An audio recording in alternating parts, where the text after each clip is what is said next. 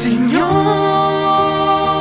enséñanos a orar, enséñanos a amar, para que se haga en mí tu voluntad. Te doy gracias porque has hecho demasiado, que por mí hasta tu sangre has derramado.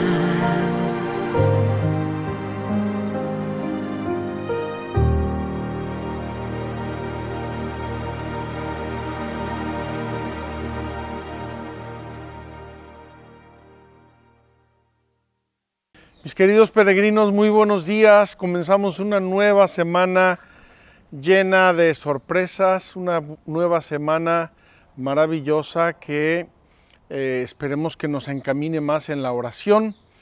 Hemos iniciado, el viernes iniciamos los primeros tipos de oración y hoy vamos a seguir con los siguientes tipos de oración de la iglesia inicial, es decir, de la revelación de Dios. Estamos en un lugar muy interesante y muy adecuado para esta catequesis, que es Tabga. Es un monasterio benedictino alemán, está escrito aquí, aunque ustedes no entiendan alemán, es un monasterio benedictino alemán, es parte de una comunidad que está dividida entre Jerusalén y Tabga. Estamos al pie del Monte de las Bienaventuranzas, muy cerquita de donde grabamos en los días pasados, y hoy vamos a continuar hablando de la oración. ¿Por qué digo que estamos en un lugar muy especial y muy adecuado? Porque San Benito, hace 1500 años, San Benito inició la orden de los benedictinos con un lema: ora et labora, ora y reza, ora y trabaja. Este binomio maravilloso ha sido la fuente original de muchísima vida cristiana, de muchísimas otras órdenes, de muchísimas otras congregaciones religiosas, porque tenemos que compaginar. Por un lado, no podemos estar rezando todo el día sin hacer nada, y por otro lado no debemos estar rezando todo el día sin orar. La conjunción del ora et labora, reza y trabaja, ha sido, repito, la fuente de inspiración, una grande síntesis, dos palabritas latinas, una grande síntesis de la vida cristiana. Venimos a un lugar de oración, vamos a grabar hoy con los monjes benedictinos que se dedican a eso, a alabar a Dios, adorar a Dios, se dedican a Dios a través de la oración y a través del trabajo en la vida comunitaria, en la vida fraterna del monasterio. Tenemos aquí la iglesia, no la quiero explicar hoy, no es el caso, ya la explicamos en peregrinaciones anteriores.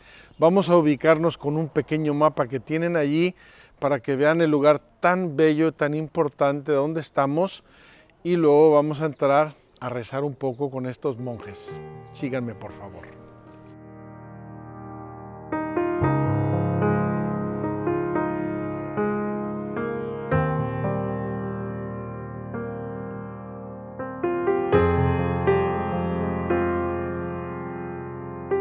Mis queridos peregrinos, aquí a la entrada del monasterio de Tabga tenemos dos carteles que les vamos a mostrar brevemente. Este nos muestra dónde estamos. Estamos en un lugar espectacularmente importante que se llama el Triángulo Sagrado, la Milla Sagrada. Aquí tenemos Corazín, Betsaida, Cafarnaún, Monte de las Bienaventuranzas, Primado de Pedro, Genezaret y multiplicación de los panes y de los peces. Así nada más como para de entrada. Entonces, este número 5, Tabga, lo tenemos aquí expresado. Estuvimos ya en esta gruta, aquí grabamos parte de nuestro programa, luego subimos al monte. Ahora estamos aquí en la iglesia de la multiplicación y este es el monasterio benedictino. Toda esta zona pertenece a una asociación católica alemana para la Tierra Santa que ha hecho obras maravillosas desde hace ya 150 años, un poco más. Bueno, ¿qué pasó aquí? Aquí nos lo dice el otro cartel. Hubo en el tiempo 3 o 4 iglesias, desde un memorial judío cristiano muy inicial, y luego una primera iglesia, luego otra que la agrandaron, y luego finalmente la última, que es idéntica a esta reconstrucción fidedigna que hicieron los benedictinos alemanes en el año 1982. Recuerdo de oración, recuerdo de encuentro con Dios, recuerdo de predicación de Jesucristo, recuerdo de tantas cosas maravillosas del Evangelio.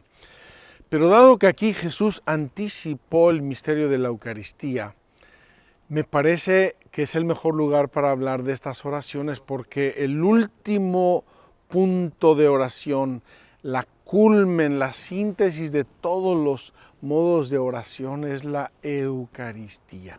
De hecho, hay en la teología ya un poco anticuada, pero muy cierta, muy valiosa y muy bien expresada, hay una frase que dice: ¿cuáles son los 4 frutos de la Eucaristía?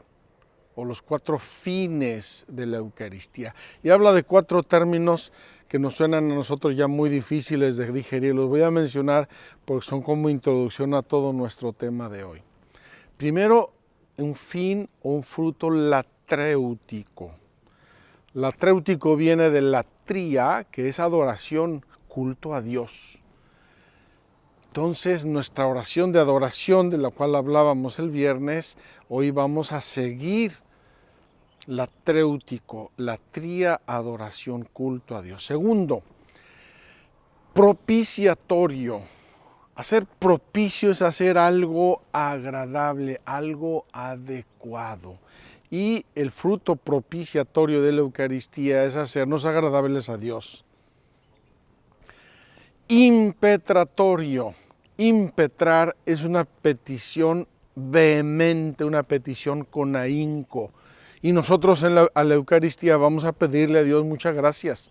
Las intenciones de las misas que presentamos todos los días, vamos a impetrar, vamos a pedirle a Dios con gemidos, con intensidad, con ahínco. Y finalmente el fin eucarístico, agradecer a Dios. Eucarístico es como una síntesis de todo, porque lo que le pedimos se lo agradecemos, lo que le imploramos Dios nos lo da y se lo ofrecemos. La adoración de Dios es adoración de Dios porque es el creador y señor de todas las cosas. Entonces, estos 4 fines de la misa son de algún modo las 4 formas de oración que recibimos de la tradición original de la Iglesia, y es parte de lo que vamos a ver hoy y lo que ya vimos el viernes pasado. Vamos a encaminarnos porque tenemos cita aquí con los frailes, los monjes benedictinos.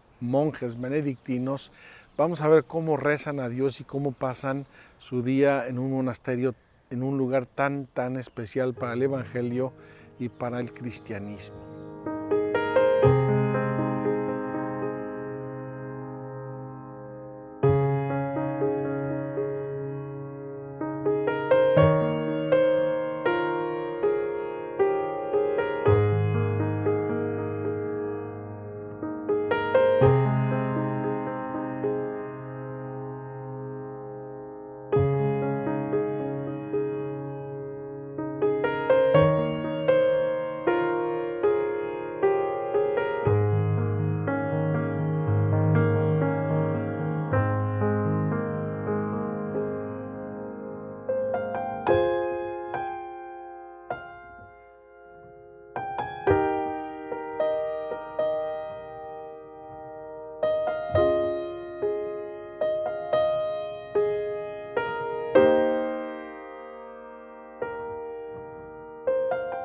Queridos peregrinos, estamos aquí dentro de la iglesia de Tabga. No lo van a creer, pero esta piedra que está a punto de ser iluminada por el sol es donde, según la tradición, Jesús se sentó o estaba de pie cuando hizo la multiplicación de los panes y de los peces. Por eso la tradición bizantina, una tradición muy seria y muy consolidada, recuerda este lugar y lo ha mantenido siempre como el centro de esta iglesia, incluso en diversas fases de la historia. Entonces, hemos venido hablando de lo siguiente. Vamos a recapitular. La vocación universal a la oración. Dios nos hizo para Él y por lo tanto los seres humanos necesitamos orar, necesitamos hablar con Dios, necesitamos trascendernos, necesitamos agradecer a alguien que no es simplemente mi vecino, sino mi Creador, mi Señor, mi Redentor. Esa vocación universal a la oración la hemos visto transmitida a través de la revelación. En primer lugar en el Antiguo Testamento, segundo lugar en la plenitud de los tiempos, Jesús mismo, Jesucristo y la Virgen María, y ahora estamos en el tiempo de la Iglesia, es decir, en el inicio del cristianismo. ¿Cómo recoge el cristianismo, la Iglesia de Dios, que, subrayo, es el cuerpo místico de Cristo, no solamente una asociación de gente que se reunió para algo, es el cuerpo místico de Cristo, de ahí la oración de San Agustín, preciosísima, o la frase de San Agustín, que nosotros oramos en nuestra cabeza, que Él ora en nosotros y que Él ora por nosotros. Y vimos en el tiempo de la Iglesia la oración de bendición y adoración, vimos la oración de petición y hoy vamos a ver 3 tipos de oración. Me encanta haber venido aquí, me encanta haber estado con estos monjes que dedican su vida a la adoración y a la alabanza de Dios. Vamos a ver qué nos dice la oración de intercesión. En primer lugar, el catecismo va a poner una base bien fuerte y bien sólida a la oración de intercesión. Nosotros tenemos solamente un intercesor y es Cristo. Esto lo va a explicar claramente la carta a los Hebreos, de la cual hemos hablado poco. La carta a los Hebreos es una explicación litúrgica de la historia de la salvación, litúrgica, es decir, de oración, de una acción de gracias, de una acción de alabanza. Y por eso, en la carta a los Hebreos dice claramente que Jesús está intercediendo por nosotros ante el Padre, que entró no con la sangre de un macho cabrío, sino con su propia sangre, entró en el santuario celeste, en el templo del cielo, y ahí intercede por nosotros ante Dios. Entonces, la intercesión es una oración de petición que nos conforma muy de cerca con la oración de Jesús. Si Jesús es el gran intercesor, cada vez que nosotros intercedemos por alguien, lo hacemos en el nombre de Jesús y con Jesús en el cielo. Él es el único intercesor ante el Padre en favor de todos los hombres, de los pecadores en particular. Y es capaz de salvar perfectamente a los que por Él se llegan a Dios, ya que está siempre vivo para interceder en su favor. Jesús es nuestro intercesor y la oración de intercesión la hacemos con Jesús, en el nombre de Jesús y a través de Jesús. El propio Espíritu Santo intercede por nosotros y su intercesión a favor de los santos es según Dios. Fíjense, Jesús, el Espíritu Santo, la segunda y la tercera persona de la Santísima Trinidad interceden por nosotros. Ellos son los que ejercen ante Dios, ante la presencia santa de Dios, las peticiones que les hacemos. Interceder es pedir en favor de otro. Los niños, ¿verdad? Oye, intercede, le dicen a la mamá, intercede por mí ante mi papá. Es decir, pide por mí, sálvame del castigo que me espera. Es pedir en favor de otro. y desde Abraham lo propio de un corazón conforme a la misericordia de Dios. Fíjense qué hermoso. Abraham intercede por los habitantes de Sodoma y Gomorra. Es decir, Abraham entiende que hay un ángulo en el corazón de Dios que es la misericordia, que es el perdón sin condiciones. Cuando nosotros intercedemos por otros, como Abraham, nosotros nos escondemos en la misericordia de Dios. En el tiempo de la Iglesia, la intercesión cristiana participa de la de Cristo. Es la expresión de la comunión de los santos. Hablamos de la comunión de los santos allá cuando hablamos del credo, la peregrinación sobre el credo. La comunión de los santos, es decir, hay una comunión, una comunicación entre todos los santos, no los santos canonizados, sino los santificados por la gracia de Dios, todos los bautizados, en la vida presente y en el cielo y en el purgatorio. Hay una comunión de los santos. La intercesión cristiana es una expresión de la comunión de los santos, porque yo creo en ti, porque yo sé que Dios está en ti, porque somos hermanos, porque nos identificamos incluso con el ser humano como tal, aunque no sea cristiano. Yo pido por ti, yo pido por ti. En la intercesión el que ora busca no su propio interés, sino el de los demás, como nos dice San Pablo. Yo no estoy pidiendo algo para mí, aunque puedo hacerlo y debo hacerlo. Estoy pidiendo para ti, para esta comunidad, para este pueblo, para esta nación, para esta gente.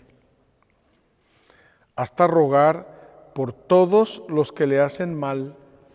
No solamente intercedo y pido por los buenos, los que me ayudan, los que me caen bien, sino por todos. Jesús nos enseñó eso en el Sermón de la Montaña. Pedir por los que nos persiguen, por los que nos hacen mal, por los que nos insultan y ofenden. Esa es la intercesión y, como digo, la hacemos ante Dios y la hacemos por Cristo, nuestro intercesor, y la hacemos porque conocemos, sabemos y experimentamos la misericordia de Dios. Las primeras comunidades cristianas vivieron intensamente esta forma de participación. El apóstol Pablo les hace participar así en su ministerio del Evangelio. Él intercede también por las comunidades. La intercesión de los cristianos no conoce fronteras. Por todos los hombres, por todos los constituidos en autoridad, por los perseguidores, por la salvación de los que rechazan el Evangelio, por todos. ¿Por qué? Porque no existe causa de este mundo que sea ajena al amor de Dios. Entonces, oración de intercesión, pedir por otros, pedir a favor de otros. La siguiente forma de oración es la acción de gracias. Y qué maravilla que estamos aquí en Tabga, el lugar de la multiplicación de los panes y de los peces, donde Jesús comenzó a hablar de la Eucaristía. Eucaristía, acción de gracias. La Eucaristía es por antonomasia la acción de gracias. Aquí hablamos de la oración de acción de gracias en general. Cuando yo termino de comer, Señor, te doy gracias por todos tus beneficios. Cuando yo termino un año, Señor, te agradezco por este año. Cuando yo recibo un beneficio, una gracia, un don, lo que sea, le agradezco a Dios que en su amor me ha bendecido y me ha concedido dones que yo esperaba. Entonces, Eucaristía es la acción de gracias por excelencia. Aquí hablamos de cualquier oración de acción de gracias. La acción de gracias caracteriza la oración de la Iglesia que al celebrar la Eucaristía manifiesta y se convierte cada vez más en lo que ella es. En efecto, en la obra de salvación, Cristo libera a la creación del pecado y de la muerte para consagrarla de nuevo y devolverla al Padre para su gloria. Fíjense bien. Todo lo que hace Cristo es para la gloria del Padre. y toda la obra de la salvación y toda la obra de la iglesia y toda la obra de toda gente buena, toda acción buena glorifica a Dios y es para la extensión del reino de Dios y la extensión del reino de Cristo. Entonces, de todo eso tenemos que agradecerle a Dios. No podemos pasar delante de beneficios maravillosos y quedarnos tan frescos. El ser agradecidos es una cosa noble, es una cosa de un corazón noble. Incluso en la educación humana, en la educación de un niño, de un joven, de un adolescente, los papás insisten, dile gracias, da las gracias. ¿Cómo se dice? Gracias. Es educarnos en agradecer todo lo que recibimos. La acción de gracias de los miembros del cuerpo participa de la de su cabeza. Si Cristo ofrece todo a Dios Padre en acción de gracias, todo lo que hacemos nosotros, miembros del cuerpo místico de Cristo, participa de esa gratitud. Al igual que en la oración de petición que vimos el viernes, todo acontecimiento y toda necesidad puede convertirse en ofrenda de acción de gracias. Así como podemos pedirle todo a Dios, todo lo que necesitamos, todo lo que se nos ofrece y todo lo que nos ocurre, igualmente podemos y debemos agradecerle.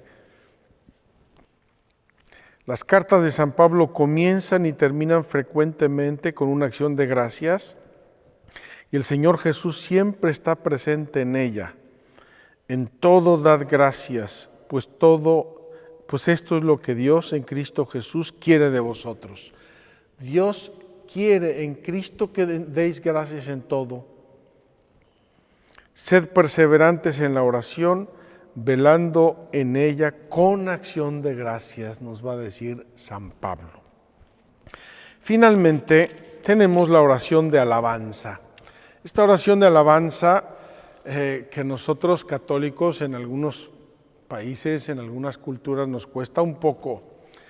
Cuando vemos que nos movemos mucho en la alabanza, pensamos en los protestantes, en los aleluyos, hasta así llamamos a veces un poco despectivamente a los protestantes. Tenemos que vivir en constante alabanza de Dios. ¿Por qué? La alabanza es la forma de orar que reconoce de la manera más directa que Dios es Dios. Alabo a Dios, bendito sea Dios, gloria a Dios, aleluya. ¿Por qué? Porque reconozco que Dios es Dios. Fíjense qué hermosa oración. No le estoy pidiendo, no le estoy agradeciendo, no estoy diciendo nada, estoy reconociendo que Dios es Dios. Participa en la bienaventuranza de los corazones puros que le aman en la fe antes de verle en la gloria. La oración de alabanza es una anticipación de la gloria en la fe. Mediante ella el Espíritu se une a nuestro espíritu para dar testimonio de que somos hijos de Dios. Si Dios es Dios, si Él es el creador de todo, yo soy su hijo y participo en la comunión de los hijos de Dios. Da testimonio del Hijo único en quien somos adoptados y por quien glorificamos al Padre. La alabanza integra las otras formas de oración y las lleva hacia aquel que es su fuente y su término, un solo Dios, el Padre, del cual proceden todas las cosas y por el cual somos nosotros. San Pablo tiene frecuentemente estas especies de síntesis de oración, por lo cual quiere referirle todo a Dios, de quien procede todo. Aquí tenemos 3 argumentos, los voy a mencionar brevemente. El Evangelio de San Lucas habla frecuentemente, así como los Hechos de los Apóstoles, de los milagros de Dios y dice, todos se admiraban y glorificaban a Dios. San Lucas es uno que va a notar esta reacción de la gente de alabanza, de glorificación de Dios. Y lo mismo va a ser en los Hechos de los Apóstoles ante los grandes hechos de Dios, del Espíritu Santo o de los apóstoles. San Lucas. San Pablo nos va a decir muchísimas veces, recitad entre vosotros salmos, himnos y cánticos inspirados, cantad y salmodiad en vuestro corazón al Señor. Qué hermosas expresiones a los primerísimos cristianos, salmodiad, es decir, usad las oraciones de los salmos para alabar a Dios. Como los autores inspirados del Nuevo Testamento, las primeras comunidades cristianas releen el libro de los Salmos cantando en él el misterio de Cristo. Fíjense qué hermoso. Los Salmos, como ya dijimos, son oraciones que el mismo Dios inspiró para enseñarnos a orar debidamente. Y así oran todos los judíos del Antiguo Testamento. Pero cuando llega el misterio de Cristo, el mismo Cristo usa los salmos y la iglesia primitiva va a rezar los salmos como si los rezara el mismo Cristo. Los va a poner en la boca de Cristo. Y luego el cristianismo que sigue va a rezar los salmos como si fueran suyos propios.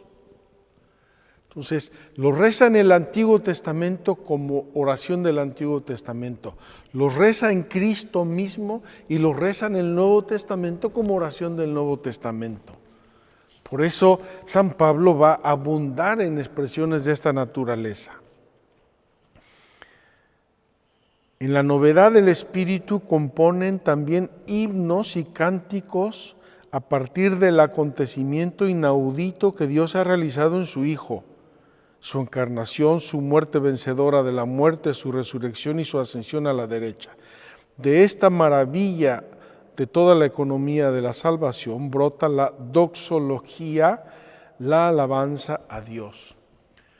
Cuando al final de la consagración nosotros decimos, por Cristo, con Él y en Él, a ti Dios Padre omnipotente en la unidad del Espíritu Santo, todo honor y toda gloria por los siglos de los siglos. Amén.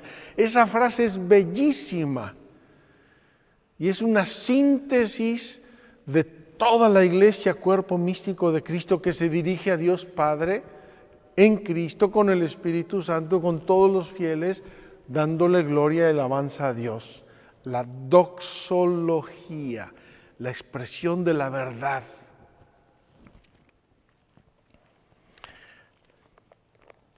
La revelación de lo que ha de suceder pronto, es decir, el Apocalipsis, el libro del Apocalipsis, está sostenida por los cánticos de la liturgia celestial.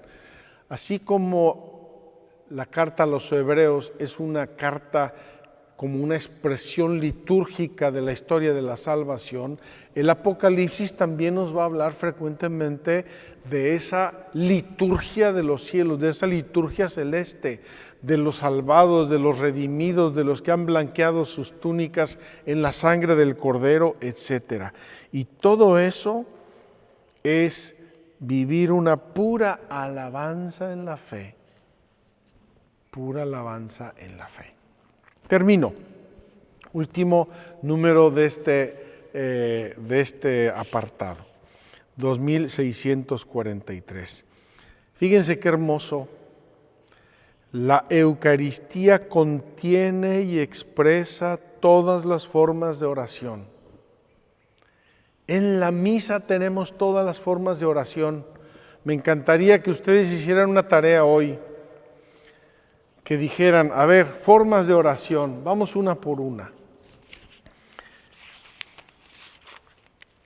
Bendición, ¿dónde bendigo yo a Dios en la misa? Adoración, ¿dónde y cómo adoro yo a Dios en la misa? Petición, ¿qué peticiones le hago yo a Dios en la misa? Intercesión, ¿por quién intercedo yo cada día en la misa o cada domingo en la misa? Acción de gracias, ¿de qué le estoy agradeciendo yo a Dios en la misa? Alabanza, ¿cuándo y cómo alabo yo a Dios en la misa? Si estamos de acuerdo en lo que dice este número al inicio, tendríamos que hacer una lista, ¿cuándo, cómo lo hago? Porque si no voy a misa, salgo de misa y ni me entero de lo que estoy haciendo.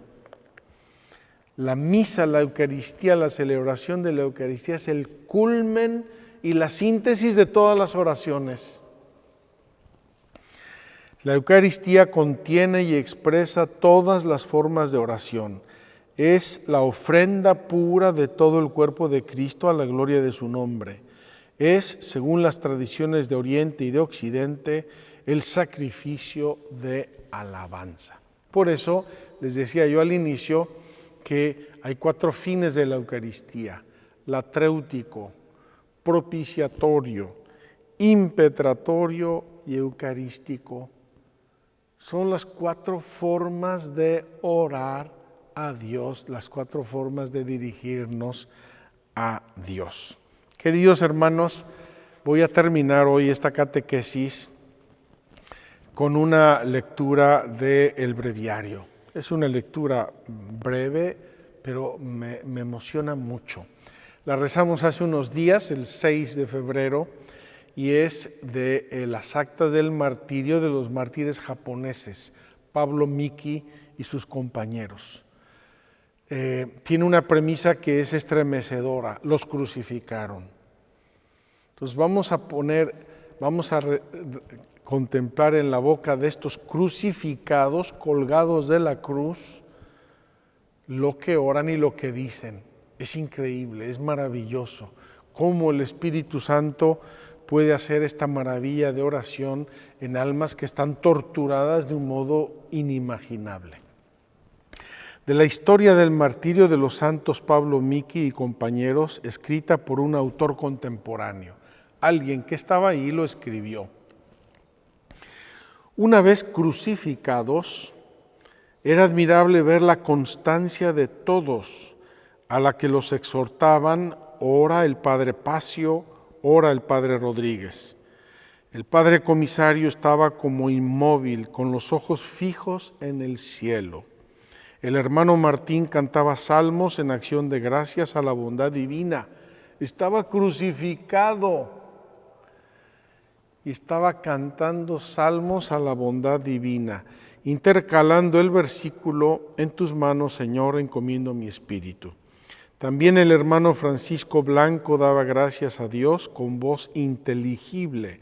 El hermano Gonzalo rezaba en voz alta el Padre Nuestro y el Ave María. Imagínense este coro de mártires a punto de morir y todos están rezando, alabando a Dios, agradeciéndole a Dios, encomendándose a Dios. Pablo Miki, nuestro hermano, viéndose colocado en el púlpito más honorable de los que hasta ahora había ocupado, empezó por manifestar francamente a los presentes que él era japonés, que pertenecía a la compañía de Jesús, que moría por haber predicado el Evangelio y que daba gracias a Dios por un beneficio tan insigne. A continuación añadió estas palabras: llegado a este momento crucial de mi existencia, no creo que haya nadie entre vosotros que piense que pretendo disimular la verdad. Os declaro, pues, que el único camino que lleva a la salvación es el que siguen los cristianos. Y como este camino me enseña a perdonar a los enemigos y a todos los que me han ofendido, perdono de buen grado al Rey y a todos los que han contribuido a mi muerte, y les pido que quieran recibir la iniciación cristiana del bautismo.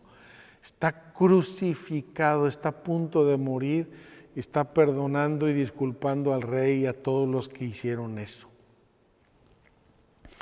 Luego, vueltos los ojos a sus compañeros, comenzó a darles ánimo en aquella lucha decisiva. En el rostro de todos se veía una alegría especial, sobre todo en el de Luis. Al gritarle otro cristiano que pronto estaría en el paraíso, atrajo hacia sí las miradas de todos por el gesto lleno de gozo que hizo con los dedos y con todo su cuerpo. Antonio, que estaba al lado de Luis con los ojos fijos en el cielo, después de haber invocado el santísimo nombre de Jesús y de María, se puso a cantar el salmo «Alabad, siervos al Señor», que había aprendido en la catequesis de Nagasaki, ya que en ella se enseña a los niños algunos salmos. Otros finalmente iban repitiendo con rostro sereno: Jesús, María. Algunos también exhortaban a los presentes a una vida digna de cristianos. Con estas y otras semejantes acciones demostraban su pronta disposición ante la muerte. Entonces, los 4 verdugos que empezaron a sacar las lanzas de las fundas que acostumbraban usar los japoneses. En aquel horrendo espectáculo, todos los fieles se pusieron a gritar: Jesús, María. Y lo que es más, prorrumpieron en unos lamentos capaces de llegar hasta el mismísimo cielo. Los verdugos asestaron a cada uno de los crucificados 1 o 2 lanzadas, con lo que en un momento pusieron fin a sus vidas. Qué impresionante testimonio de oración de estos mártires japoneses. Crucificados, perdonando. Crucificados, cantando salmos, alabando a Dios. Crucificados, rezando el Padre Nuestro, el Ave María. Qué hermosa es nuestra fe y qué bella es la oración cuando es el fruto de la vida cristiana. Cuando está sentada, como ya hemos venido repitiendo, en las 4 patas: la fe, la gracia, los sacramentos, la moral, los mandamientos y la oración. Nos vemos mañana y seguimos nuestro itinerario cuaresmal, recorriendo la Tierra Santa de la mano de Dios.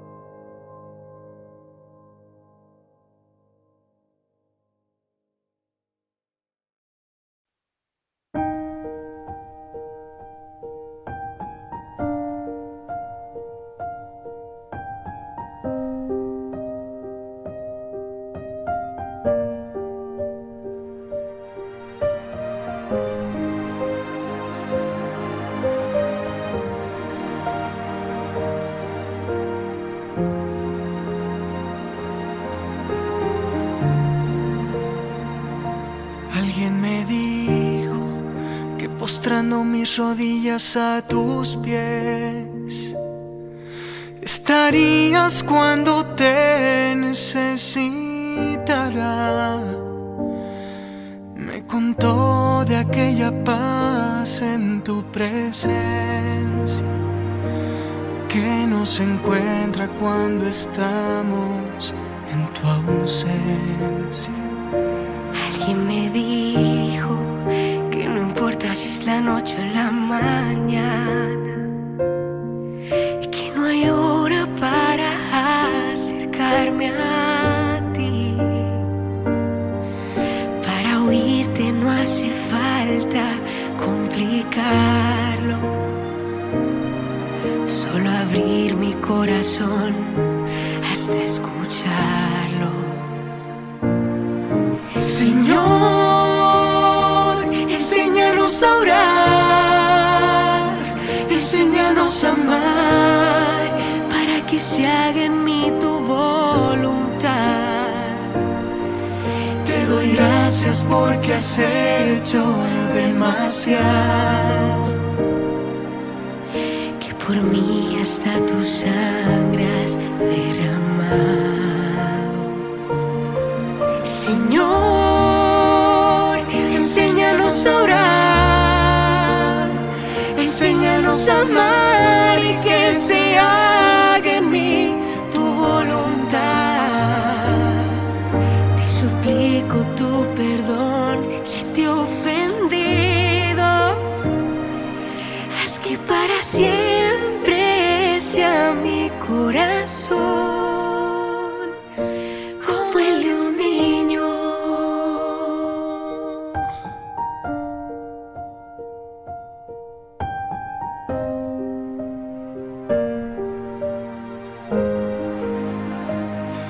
Alguien me dijo que eligiera de tu vida algún misterio, que lo humano también puedo meditarlo. Imaginarte cuando tú estabas jugando, o cuando algo a ti te estaba lastimando. Señor, enséñanos a orar, enséñanos a amar, para que se haga en mí tu voluntad. Te doy gracias porque has hecho demasiado, que por mí hasta tu sangre has derramado. Señor, enséñanos a orar, enséñanos a amar, y que se haga en mí tu voluntad. Te suplico tu perdón si te he ofendido. Haz que para siempre sea mi corazón